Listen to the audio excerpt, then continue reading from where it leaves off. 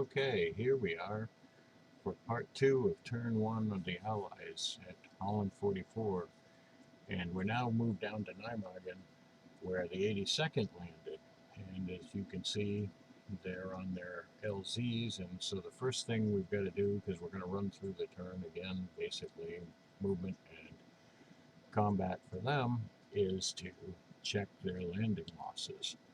So if we look on the air landing table, we'll start here with this unit.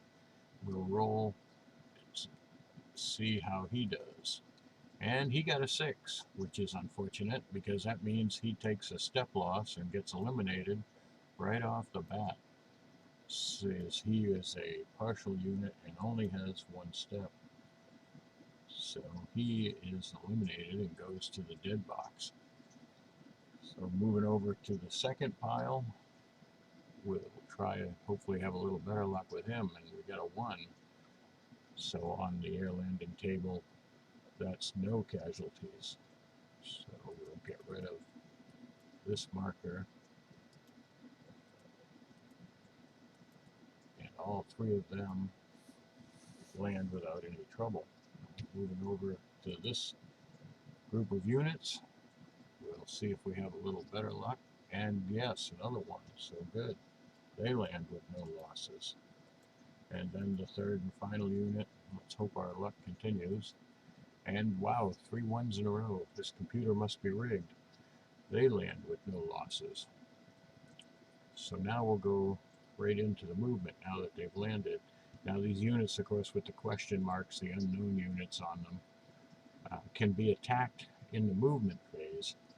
And because this is all about getting the bridges as quickly as it can, especially this one, which is the candy stripe mark on it, can't be blown on the first turn, but it can be blown on the second turn. So you've got to try and rush these bridges. You can't really wait, and you do have the advantage of being able to conduct combat against these guys by moving over to them and onto them. So we'll take the 2 4 5 3s and move on to this guy and attack him. The other unit we're going to send over to do a little recon and see if he can capture some of the bridges on the fly as well. So we'll move him first, actually. We'll go 1, 2, and now the Germans will try and blow the bridge. And in the bridge demolition table, if you may remember, all attempts on turn 1 get a -1, which is another reason why it's important to attack try and capture as many bridges as you can on the first turn, is because you've got a better chance of getting them intact. So let's see what happens with the first bridge. And they get a 5, which becomes a 4, so it is blown. Unfortunately, it's good to have some extra bridges in case the main bridge is going to be blown as well. So we go 1, 2, 3, and they'll try and blow this bridge. And that bridge they do not blow. So we capture that one intact,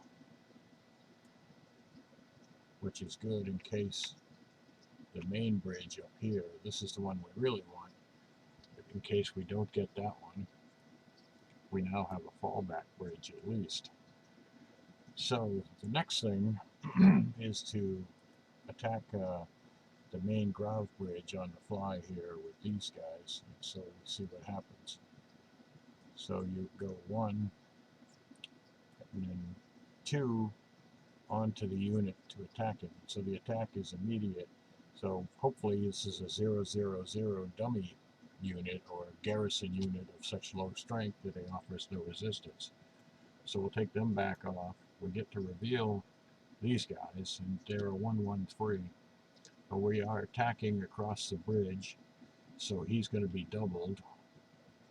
And we also do have, as we're elite, we do have that advantage. So it's 8-2, 4-1, becomes a 5-1 with our advantage for being elite. So we'll roll the dice and see what we get on this attack. And we got a 1, at a 5-1 is defender retreat. So it's not the greatest result, but it does mean that we get the bridge, which is the most important part. So he's going to, he got a DR, so he's going to have to go retreat 2 hexes and become disrupted. So, the best place to go would probably be 1, 2, so we're blocking the main road anyway. We'll put a disrupted marker on him, and then we can advance across and occupy, and now have captured that bridge. So we'll mark that just so we know it was captured intact. We'll move over here where we'll continue attacking. And in this case, we really want to try and get that Nijmegen bridge. So we're going to have to spread out too, because we have to keep our landing zones, and we know that they're going to be attacking out of Germany here, probably on the first turn. The 406th Division is just across the border, and they have to roll to see who they bring in. So they can get either none, or they could get all 6 at once. But, you know, he who dares wins, so we're going to have to take a chance here and see if we can't rush a couple of these bridges. So the first one, let's see if we can get the Mook Bridge, and forgive me if some of my pronunciations are off. Now, these guys have no zone of control, so we can go 1, 2, 3 onto him, and then, as I said, we can flip him, reveal him, and he's a 0, 0, 0. So we drive him away, he's eliminated, and we still don't know if they are going to blow the bridge or not. We have to roll to see if they blow the bridge. Wow, another one. This game is rigged. The computer is rigged. And we capture another bridge. So that's good as a backup. Now we also want to see if we can drive this guy out of here so that we can get the attack on Nijmegen really rolling. So we'll take another unit here, and we'll go 1, 2, and see what he is when he's revealed. And he's a 1, 1, 3. So it's 4 to 1. He's in the woods, which gives him no special advantage. So he's not doubled or anything as a result of that. So it's 4 to 1. Plus we get a shift for being elite, and another shift because he isn't, or he is low quality. So that gives us a 6 to 1. And when we roll on the 6 to 1, hopefully we'll, now is when we don't want a 1. Wow, this thing is rolling way too many 1s. So this is a DRX result, which isn't the best. So both sides lose a step, and the unit is selected by the opposing player. The defender must retreat 2 hexes and become disrupted, or conduct a determined defense. If the defender retreats, the attacker receives a normal advance. So he's eliminated because he's only a 1-step unit, and we're allowed to advance in to the hex, and he's done. So now the next thing we want to do is move our supply marker into Grosbeak, and then we want to get at least 2 units here. So I think what we're going to do is take these 2 guys. They're going to go 1, 2, and attack this guy in the movement phase. So we'll reveal, okay, so he's a 1, 1, 3. He's in the city, he's an infantry unit, so he is doubled. So that's going to be 8 to 2, 4 to 1.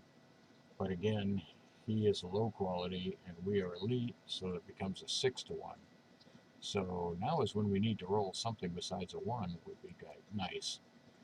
So 6 to 1, we got a 3, DMR. So he is a mandatory retreat, must retreat 2 or 3 hexes, his choice, and is marked in full retreat. No determined defense is possible. The attacker receives a bonus advance and may conduct breakthrough combat, which is great for us. So what that means is he's got to go back 2. So he's going to go 1, 2, I think, to hold the other side of the river. The bad part about that was that we took a, no, we did not. That was 6-1, a 3 DMR. We did not take a step loss. So that's good. So that means we get to advance one more, and in breakthrough assault, we get to attack this 243 unit on the bridge. Now this is going to be a risky attack, but we really need to get a hold of this bridge. So we're going to attack 8-4. He's doubled because he's in the city, so it's 8-8. We do get the shift for being elite, so it becomes a 2-1. So this is a little more risky. And normally I wouldn't do a 2-1 attack, but we really need to get the bridge to the first turn if at all possible. 2-1, a 2 is engaged, which is about the worst thing. Well, it's not the worst thing, but it is one of the bad things that could happen. Both sides lose a step, and he is a 2-step unit, so we can't advance in and take the bridge. And he is, however, engaged, which doesn't really do us a whole lot of good, but it does reduce him a step. So it was better than nothing. It could have been a lot worse, I guess. So moving right along. Okay, moving right along, we'll take and spread these 2 units out so that we can try and hold our landing fields depending upon what the 406th Division does. And I think probably the best way to do that would be to put this unit here, and we'll move this unit up to here, so that will protect, sort of. It leaves this one open, but either way we're going to have to leave one open. No, I think maybe I'll leave them here, because we can, depending upon how many of the 406th Division come on, we can either hold this or take it back, but it does protect them, our supply source, a little bit. So I think that's it for this turn, or this part of turn 1. Thanks very much for watching, and we'll talk to you again soon. Take care.